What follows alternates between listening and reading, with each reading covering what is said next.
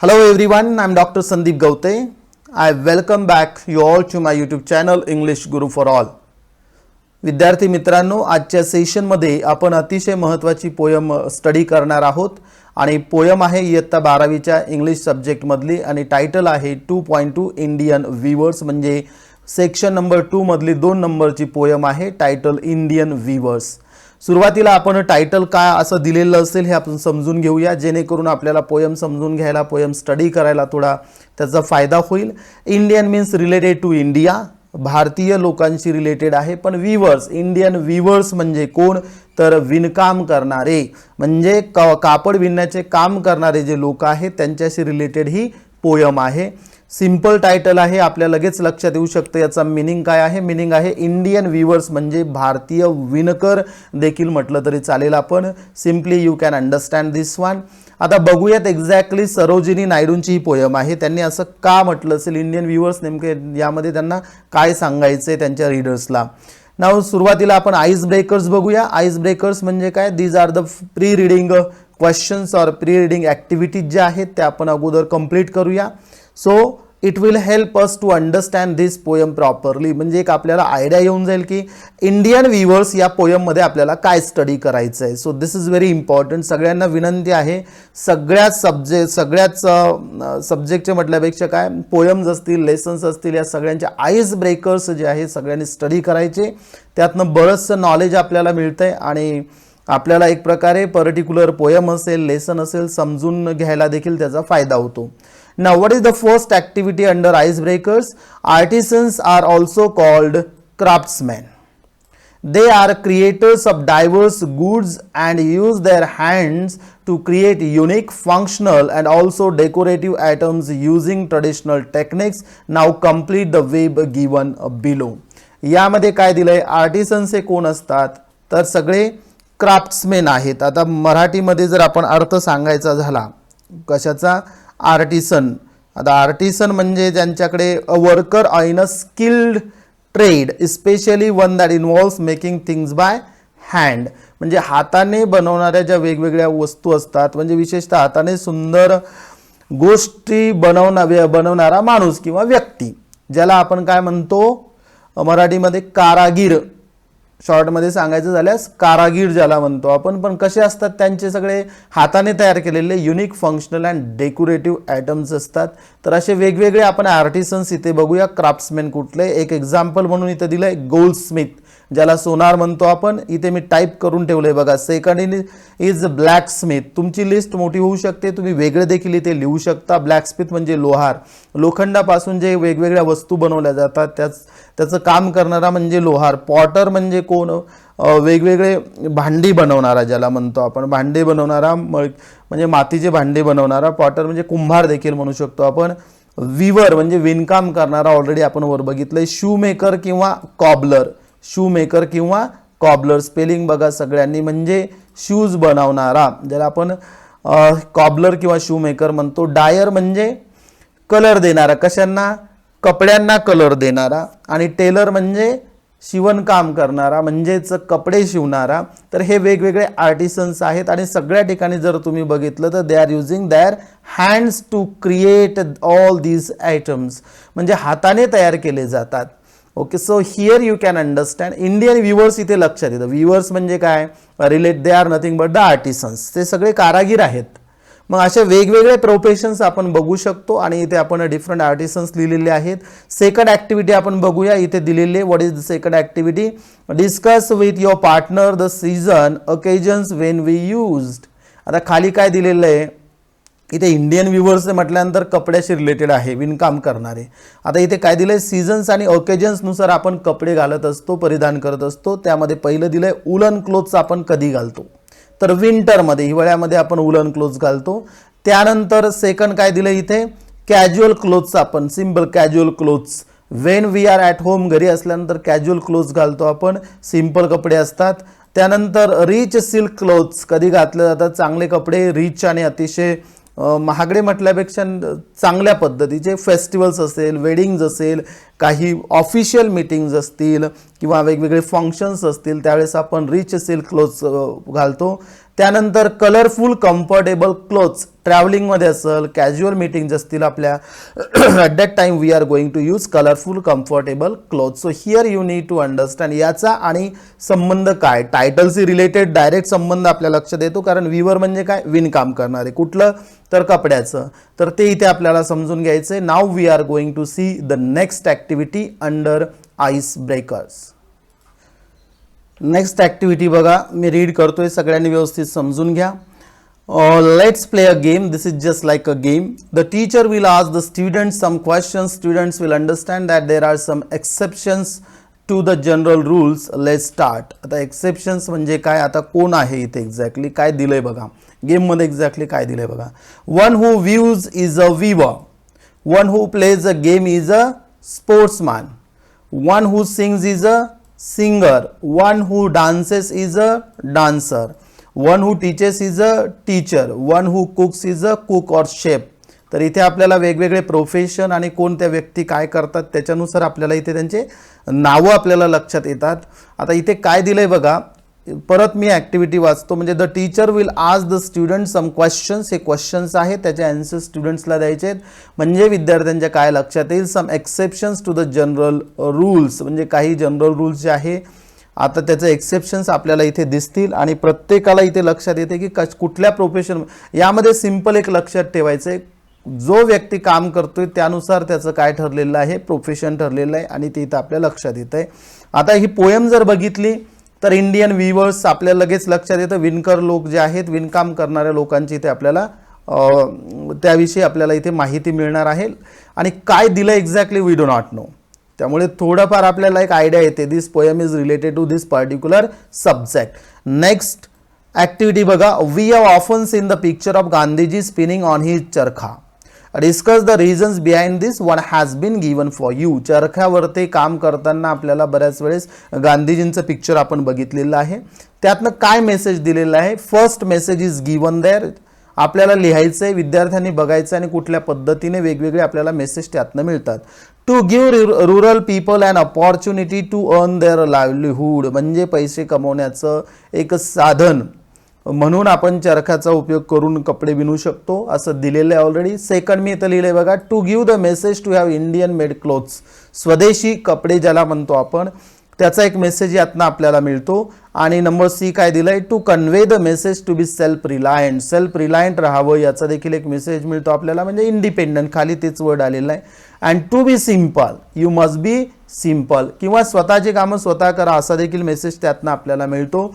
So these are the two more activities we discussed related to different aspects. आणि तेच आपल्याला Indian viewers poem समजून घेताना कामी पडणार आहेत. We are discussing ice breakers. आता नेक्स्ट बघू याच्या अंडर काय दिलेलं आहे. Next activity under ice breakers. Next activity name some tools use by the weavers. आता हे ते दिलेलं आहे, व्ह्यूअर जे विणकाम करणारे असतात ते कुठले कुठले वेगवेगळे टूल्स वापरतात. इथे मी दिलंय, पहिलं सुरुवातीला इथे लूम दिलंय. त्यानंतर मी इथे टाकलंय काय, सीझर्स, नीडल्स अँड बॉबिन. हे वेगवेगळे टूल्स आहेत. सीझर्स म्हणजे कैची, नीडल्स म्हणजे सुया, बॉबिन देखील त्या जी मशीन असते त्याचा एक पार्ट आहे आणि तो देखील यूज केला जातो. त्यानंतर linen. Names some types of yarns use by the weavers. त्यामध्ये लिनन आहे, त्यानंतर कॉटन, सिल्क आणि जूट हे वेगवेगळे प्रकार आहेत. कशाचे, कापडाचे किंवा ज्याला सूत म्हणतो आपण, यार्न्स, त्याचे वेगवेगळे प्रकार आहेत. आणि अशा पद्धतीने एक आपल्याला एक आयडिया येते एक्झॅक्टली विविंग कशाशी रिलेटेड असतं. आपण नेक्स्ट बघूया. This is all about the ice breakers. Now we are going to discuss the poem, actual poem. सुरुवातीला पोयम सुरू करण्याच्या अगोदर आपल्याला इथे Sarojini Naidu, who is the author of this poem, Indian viewers, who is the author, Sarojini Naidu. She was born in 1879 and she died in 1949. हेच अगोदर समजून घ्यायचंय.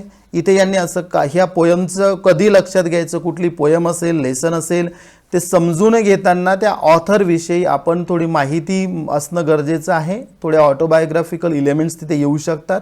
सरोजिनी नायडूंच्या विषयी आपण आता इथे माहिती बघूया. She was born in 1879 and she died in 1949. was a political activist, feminist and first Indian woman who became the president of the Indian National Congress. म्हणजे पॉलिटिकल ॲक्टिव्हिस्ट होत्या, राजकारणामध्ये त्यांचा फार सक्रिय असा सहभाग होता. त्यानंतर स्त्रीवाद ज्याला म्हणतो आपण, फेमिनिझम, आणि त्या पहिल्या इंडियन वुमन हू बिकम, पहिल्या भारतीय स्त्री होत्या की ज्या प्रेसिडेंट काय बनल्या होत्या, अध्यक्ष कशाच्या, इंडियन नॅशनल काँग्रेसच्या. She was an important figure in India's struggle for independence. भारताला स्वातंत्र्य मिळवण्याच्या याच्यामध्ये देखील ते होत्या. आणि Sarojini Naidu's work as a poet earn her the what is given the sobriquet of nightingale of India. हा वर्ड थोडा तुम्हाला नवीन वाटेल. What is सॉब्रिकेट? सॉब्रिकेट म्हणजे काय? सॉब्रिकेट म्हणजे निकनेम. त्यांना नाइटिंगेल ऑफ इंडिया म्हणून संबोधलं जायला लागलं. What is there? What is the next one? Later, she became the governor of the United Provinces in 1947, becoming the first woman to hold the office of the governor in independent India. आता एवढी हा जो paragraph दिलेला आहे हा complete कुणाविषयी आहे? सरोजिनी नायडूंविषयी. इथे आपल्या लक्षात येतं की सरोजिनी नायडू ह्या पॉलिटिकली खूप ॲक्टिव्ह होत्या. त्यानंतर त्यांचं वर्क हे इंडिया स्ट्रगल फॉर इंडिपेंडन्समध्ये देखील त्यांचा फार मोलाचा वाटा आहे. आता आपण इंडियन व्ह्युअर्स यामध्ये त्यांनी एक्झॅक्टली काय लिहिलंय बघूया. Indian weavers is a short poem where the poet talks about 3 types of garment that the weavers weave at 3 particular times of a day. आता इथे काय दिलंय? A short poem where the poet talks about 3 types of garment. 3 प्रकारचे इथे कापडे सांगितलेले आहेत. That the weavers weave at 3 particular times. वेगवेगळ्या दिवसाच्या वेगवेगळ्या वेळेला वेगवेगळ्या पद्धतीचे कापडाचं विणकाम केलं जातं. आता याचं कारण आपल्याला इथे बघायचं या पोयममध्ये, त्यावर ते फोकस आहे. This is a short poem. Each stanza of the poem represents the 3 important events of human life. बघा, अंडरलाईन मिनिंग आहे आणि अंडरलाईन मिनिंग काय देतोय, काय आहे इथे, तर हे जे गारमेंट्स विणण्याची वेळ आहे त्यानुसार each stanza of the poem represents 3 important events of human life. कुठलं? बर्थ म्हणजे चाइल्डहुड, अडल्टहुड म्हणजे यंग, आणि डेथ म्हणजे ओल्ड. म्हणजे आपल्याला इथे 2 मिनिंग्स लक्षात घ्यायचे. Yes, viewing is the work, पण दिवसातनं वेगवेगळ्या वेळेला ज्या पद्धतीनं कापडाचं विणकाम केलं जातं त्याच पद्धतीनं ह्युमन लाईफ जे आहे, ह्युमन लाईफच्या 3 स्टेजेस, बर्थ म्हणजे चाइल्डहुड, अडल्टहुड म्हणजे यंग आणि डेथ म्हणजे ओल्ड, हे कुठल्या पद्धतीनं आहे ते आपल्याला बघायचं. त्याचं कोरिलेशन काय? The colors mentioned in the stanzas are very significant as they indicate the moods related to the events. Everybody knows, सगळ्यांना माहिती आहे, कलर्स मधनं बरेचसे मेसेजेस आपण सांगू शकतो. आणि इथे स्पेलिंग लिहिलंय मी COLORS. इथे कन्फ्यूज होऊ नका. This is an American spelling and COLOURS हे झालं ब्रिटिश स्पेलिंग. नाही तर म्हणाल की सरांनी इथे COLORS कसं लिहिलं, तर माहिती पाहिजे आपल्याला वेगवेगळे स्पेलिंग. आता इथे काय दिलंय बघा, कलर्स म्हणजे याचे मिनिंग्स देखील आपल्याला इथे बघायचंय. आता व्हाईट कलर म्हटलं तर पीस दाखवतो. बऱ्याच पीस म्हणजे शांततेचं प्रतीक आहे. एक्झाम्पल म्हणून मी तुम्हाला सांगतोय.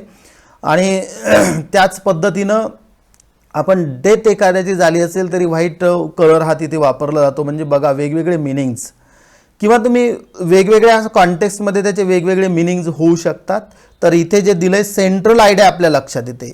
तर हे पोयम स्टडी करताना काय लक्षात घ्यायचंय? द मोस्ट इम्पॉर्टंट थिंग्स काय की वेळेनुसार जे गारमेंट्स इथे विणकाम केलं जातंय, weavers are doing that work, आणि त्याचा आणि संबंध कशाचा जोडलाय, तर ह्युमन लाईफचे 3 important events, birth, adulthood and death.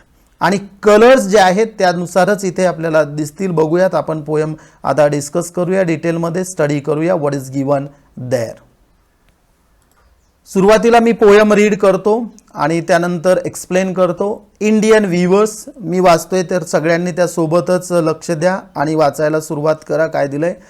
Indian weavers weaving at the break of day, why do you weave a garment so gay, blue as the wing of halcyon wild, we weave the robes of a newborn child. Weavers weaving at fall of night, why do you weave a garment so bright? Like the plumes of a peacock purple and green. We view the marriage veils of a queen. Now what is the next? Last stanza is weavers weaving solemn and still, what do you view in the moonlight chill? White as a feather and white as a cloud, we view a dead man's funeral shroud. By Sarojini Naidu. किती स्टॅन्झाज आहेत total? There are total 3 स्टॅन्झाज. 3 स्टॅन्झाज आहेत या particular पोयममध्ये. आता one by one आपण बघूयात. इथे काय दिलं? एक इंटरॅक्शन आहे. कुणामध्ये? पोएटेसमध्ये आणि इंडियन व्ह्यूअर्समध्ये एक इंटरॅक्शन आहे आणि त्या पद्धतीनं त्यांनी आन्सर दिलेला आहे. प्रत्येक स्टॅन्झाची शेवटची लाईन एक आहे तर आन्सर दिलेला आहे जो क्वेश्चन विचारला आहे त्याला. तर इथे काय दिलंय बघूया. Weavers weaving at a break of day. Break of day म्हणजे कधी? आता इथे म्हणजे जेव्हा इथे मॉर्निंगला काय करतायत व्हीवर्स? हे विणकाम करतायत. Why do you weave a garment so gay? आता गे म्हणजे काय? इथे अ हॅपी मूडमध्ये एवढं तुम्ही का इथे विणकाम करताय? हे गारमेंट कशामुळे करताय? आणि कलर कसा आहे? Blue as the wing of a halcyon wild. Halcyon काय आहे? तर एक किंगफिशर हा एक a bird which has bright colourful plumes, ज्याला पीस आपल्या त्याच्या पंखांचा कलर म्हणू शकतो आपण. तर तो कसा आहे? तर ब्ल्यू आहे. ब्ल्यू कलर आहे. कसा कलर आहे? तो ब्युटिफुल, प्रिशियस. आता हे ब्ल्यू कलर हा सिम्बॉलिक आहे. Blue colour. आता ब्ल्यू कलर सिम्बॉलिक म्हणजे कसा? It indicates happiness. एक प्रकारचं हॅपीनेस आहे. त्यामुळे अशाच पद्धतीनं, म्हणून मी लक्षात घ्या, सुरुवातीलाच आपण अबाउट द पोएम जेव्हा बघितलं त्यामध्ये क्वेश्चन विचारलाय. इथे लक्षात येते तुमच्या क्वेश्चन काय विचारलाय? Why do you weave a garment so gay? एवढ्या आनंदामध्ये तुम्ही का विणता? एवढा हॅपी मूड तुमचा काय? म्हणजे डे जर बघितला, डेचा पार्ट कुठला आहे? मॉर्निंग. बरोबर. आणि कसे विणकाम चाललंय? आनंदात चाललंय. गे मीन्स एकदम हॅपी मूडमध्ये काम चालू आहे, हॅपीली. आणि कलर कसा आहे त्या ड्रेसचा? तर तो ब्ल्यू आहे आणि सिम्बॉलिक आहे, ब्युटिफुल, प्रिशियस आहे. आणि तिथे सांगितलंय we view the robes of a new born child. आणि त्यांनी रोब्स म्हणजे काय? इथे ROBES. रोब्स म्हणजे काय? That is a long loose piece of clothes. Dress for. Robes म्हणजे काय? ड्रेस. इथे ड्रेस देखील तुम्ही म्हणून घेऊ शकता. काय दिलाय? ड्रेस. कोणासाठी ड्रेस आहे? कुणासाठी कपड्याचं विणकाम चाललंय? New born child. एका नेमकाच जन्माला आलेल्या म्हणजे न्यूबॉर्न चाइल्डसाठी हे कापड विणलं जाते, असा त्याचा इथे आन्सर दिलेलं आहे व्ह्यूअर्सनं. आता हे बघा स्टेज कशी दिली आहे. विणकाम करतायत सकाळी, बरोबर. आनंदाचा मूड आहे. आणि बघा चाइल्डहुड किंवा एखाद्याची बर्थ किंवा जन्म झाला असेल, that is the situation of happiness. एक आनंदाचा क्षण तो असतो. आणि इथे आपल्याला तो थोडं सिम्बॉलिकली हा कलर यूज केलेला आहे. आणि हा वेळ देखील, मॉर्निंग देखील सिम्बॉलिकली यूज केलेली आहे. सेकंड स्टॅन्झा आपण बघूया. What is given in the second stanza. Weavers weaving at fall of night. आता फॉल ऑफ नाईट म्हणजे काय? Evening time. कुठला आहे बघा? वेळ सगळ्यांनी व्यवस्थित समजून घ्या. इथे इव्हनिंग. आता इव्हनिंग टाइमला तुम्ही विणकाम करताय. Why do you weave a garment so bright?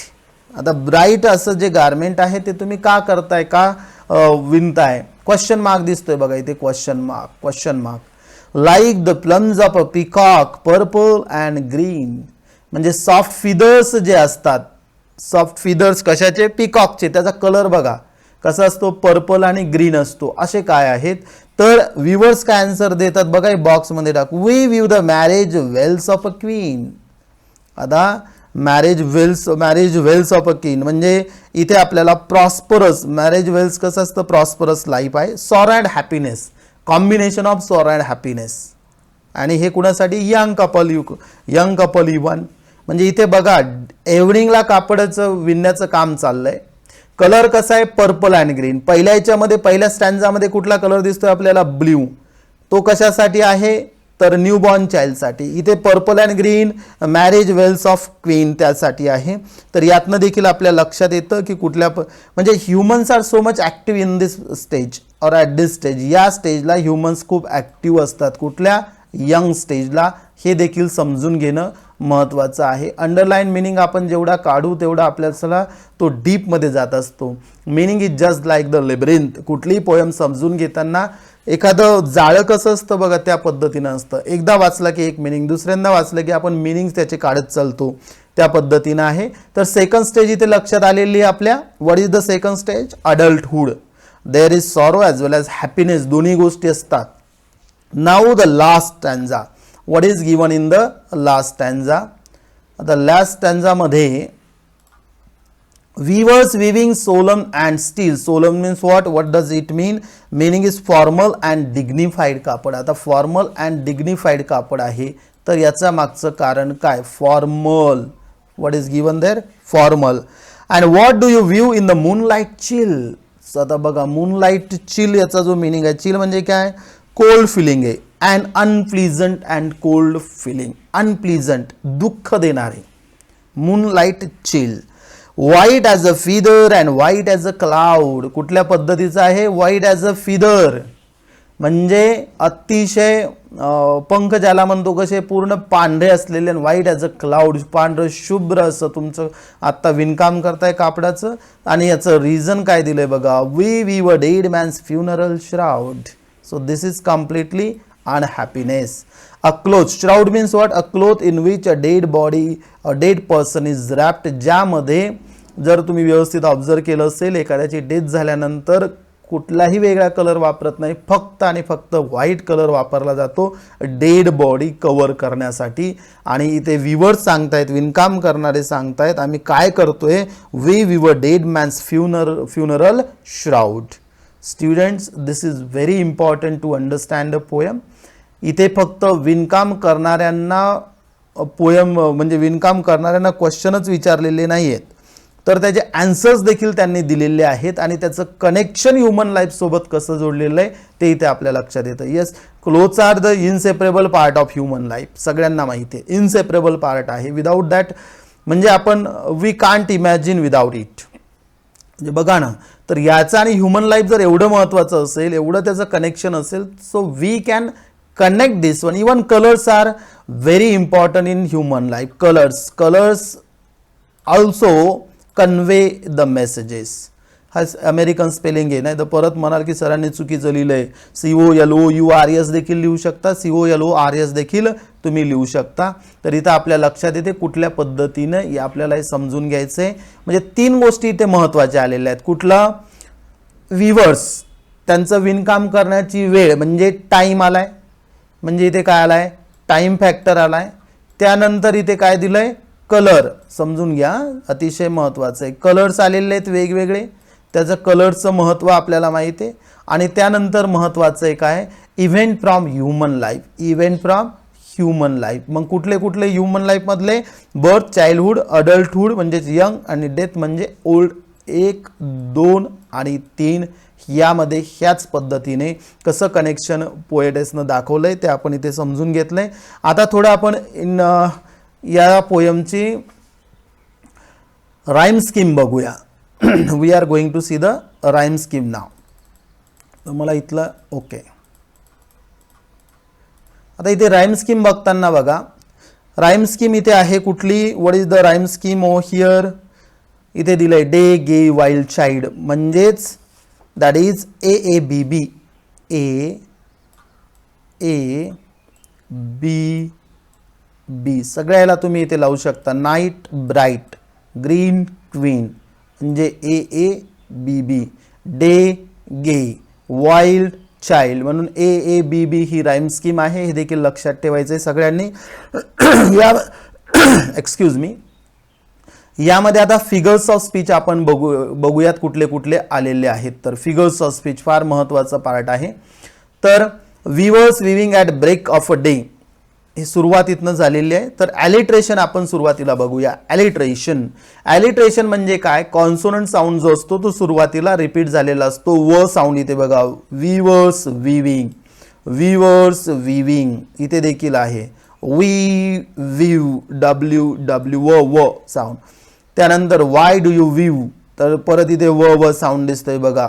इथे देखील W इथे दिसतंय तुम्हाला. हे सगळे जिथे जिथे मी अंडरलाईन केलंय सगळ्या ठिकाणी काय आलंय? तर ॲलिटरेशन. कुठला फिगर ऑफ स्पीच आहे? ॲलिटरेशन.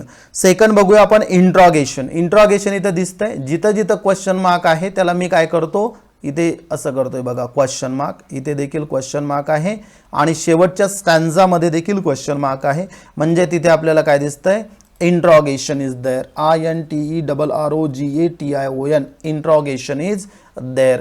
What is the next one, simile देखील आलेली. सिमिली, आता सिमिलीमध्ये कुठे कुठे आहे, like the plumes of peacock purple and green, white as a feather and white as a cloud, blue as, इथे देखील आहे बघा,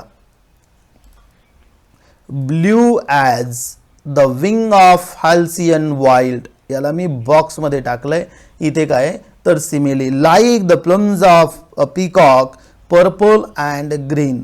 शेवटच्या स्टॅन्झामध्ये देखील आहे, शेवटच्या स्टॅन्झामधलं एक्झाम्पल आहे, white as a feather and white as a cloud. तर इथे आहे, टाईप केलंय म्हणून याला इथे आहे सिमिली, SIMILE. एक्झाम्पल समजून घ्या, तुम्ही आयडेंटिफाय करू शकता. ज्याला मी अंडरलाईन केलंय व इथे दिसतंय ॲलिट्रेशन, ज्याला मी सर्कल केलंय क्वेश्चन मार्क खालच्या याच्यामध्ये देखील आहे, तिथे काय आहे, इंट्रॉगेशन.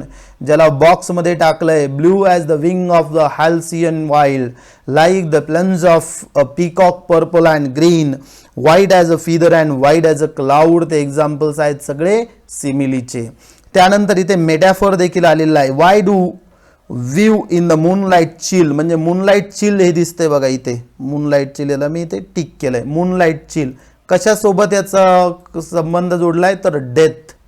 काय कशासाठी वापरलाय, दॅट इज डेथ. म्हणून इथे काय आहे तर metaphor is there. What is there, metaphor. So metaphor is there. त्यामध्ये आहे आणि टॉटॉलॉजी. टॉटॉलॉजी म्हणजे रिपिटेशन बघा. The word solemn and still हे इथे दिसतंय. आता इथे याला मी डबल अंडरलाईन करतो. सोलन अँड स्टील दोन्हीचा मिनिंग एकच होतो, टॉटॉलॉजी. टॉटॉलॉजी याला म्हणतो आपण. दोन्हींचा मिनिंग सिमिलर मिनिंग्स आहेत दोन्हींचे. आता सोलनचा मिनिंग तुम्हाला सांगितला मी, फॉर्मल अँड डिग्निफाईड ज्याला म्हणतो आपण, and both words have same meaning. आता इथे मी इथे सांगितले मूनलाईट चिल काय, डेथ, DEATH आणि इथे काय आहे तर मेटाफर. आत्ता मी एक्झाम्पल कशाचं दिलंय तुम्हाला, टॉटॉलॉजी. स्पेलिंग लिहितोय टॉटॉलॉजी, बेटर टू इथलेच लिहायला परवडेल, TAU, tautology. Okay, this is the spelling. आणि इन्व्हर्जन देखील इथे आहे, इन्व्हर्जन. आता इन्व्हर्जन कुठं दिसेल आपल्याला, blue as the wing of a halcyon wild. आता इथे याचं कसं होऊ शकतं, the wing of a halcyon wild is blue. म्हणजे इथे आपल्याला इन्व्हर्जनचं एक्झाम्पल देखील आपल्याला भेटतंय. म्हणजे हे जे एक्झाम्पल दिलं, even this is the example of inversion, INVERSION, inversion. तर विद्यार्थी मित्रांनो, मी तुम्हाला किती इथे वेगवेगळ्या पद्धतीचे figures of speech literary devices use केलेले ते सांगितलेलं आहे. I request everyone to understand this one. याच्या व्यतिरिक्त देखील तुम्ही आयडेंटिफाय करू शकता वेगवेगळ्या पद्धतीचे लिटररी डिव्हाइसेस. त्याचा फायदा असा होईल की तुम्हाला एखादी पोयम ही कुठल्या पद्धतीनं लिटररी डिव्हाइसेस त्यामध्ये असू शकतात, त्याचा मीनिंग काय, आणि तुम्हाला जर सेपरेटली डिटेलमध्ये हे सगळे समजून घ्यायचे असतील, you need to visit to my YouTube channel and there is a playlist figures of speech. प्रत्येक फिगर ऑफ स्पीचवरती सेपरेट व्हिडिओ मी बनवलेला आहे आणि वेगवेगळे एक्झाम्पल्स त्यामध्ये दिलेले. Easily it will clear your concepts. तर अशा पद्धतीने आपण अतिशय महत्त्वाची पोयम आत्ता मी तुमच्यासोबत डिस्कस केली आहे. पोयमचं टायटल काय, इंडियन वीवर्स. परत एकदा इथे जे दिलंय बघा, हा पार्ट मी परत एकदा समजावून सांगतो म्हणजे इथे सेंट्रल आयडिया आपल्या लक्षात येते. Indian weavers is a short poem. This is a short poem. 3 stanzas are there.